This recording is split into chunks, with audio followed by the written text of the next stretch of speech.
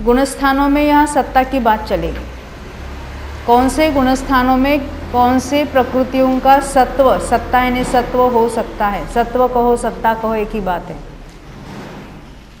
तो क्या किसी जीव को मिथ्यात्व गुणस्थान में तीर्थंकर प्रकृति का सत्व होगा? हाँ, आप कहते नहीं होगा, क्योंकि हमने देखा है ना वहाँ बंद है, तो सत्व कैसे हो सकता है, ये प्रश्न है ना।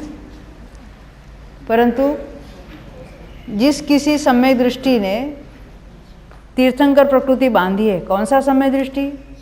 ऐसा कि जिसने पहले नरकायु का बंध किया था मिथ्यात्व अवस्था में, बाद में जिसने सम्यक तो प्राप्त किया है। वेदिक सम्यक तो एक शायिक नहीं हुआ है और उसने तीर्थंकर प्रकृति बांधी है, बांध रहा है वो, परंतु उसने नरकायु बड़ी बांधी, दूसरे तीसरे नरक के योग्य।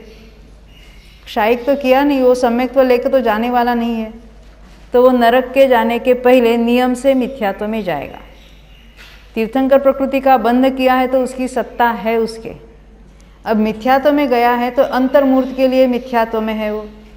वह जीव नरक में जाएगा और एक अंतर्मूर्त में ही सम्यक तो प्राप्त करेगा, उससे अधिक उसके मिथ्यात्व का काल नहीं है। तो मात्र इसी जीव के, अन्य किसी नहीं, कि जिसने पहले नरकायु बांधकर बाद में सम्यक तो प्राप्त किया और बाद में जो तीर्थंकर प्रकृति बांध रहा है और मरकर जो दूसरे तीसरे में जाने वाला है नरक में। क्यों? क्योंकि शायिक होगा तो कोई मिथ्यात्व में जाने का सवाल नहीं है।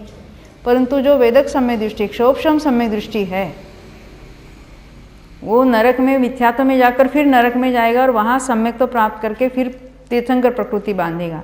तो ये अंतर्मूर्त के लिए मिथ्यात्व में रहते हुए उसको तीर्थंकर प्रकृति की सत्ता है, सत्व है। ख्याल में ना, मिथ्यात्व में तीर्थंकर प्रकृति का सत्व कैसे पाया जाता है? तो मात्र ऐसे जीव को। आप कहेंगे श्रेणिक राजा को, उन्होंने तो क्षायिक प्राप्त किया, वो तो मिथ्यात्व में आने का सवाल नहीं था। तो नरक में गए हैं, परंतु पहले नरक में गए और क्षायिक लेकर गए हैं, तो उनके मिथ्यात्व गुणस्थान में आने का कोई सवाल नहीं था। ये एक बात हो गई। हाँ बिल्कुल, वेदक देखो, तीर्थंकर प्रकृति का बंध प्रथमोपशम समय दृष्टि भी कर सकता है, द्वितीयोपशम भी कर सकता है, वेदक समय दृष्टि भी कर सकता है, क्षायिक समय दृष्टि भी कर सकता है।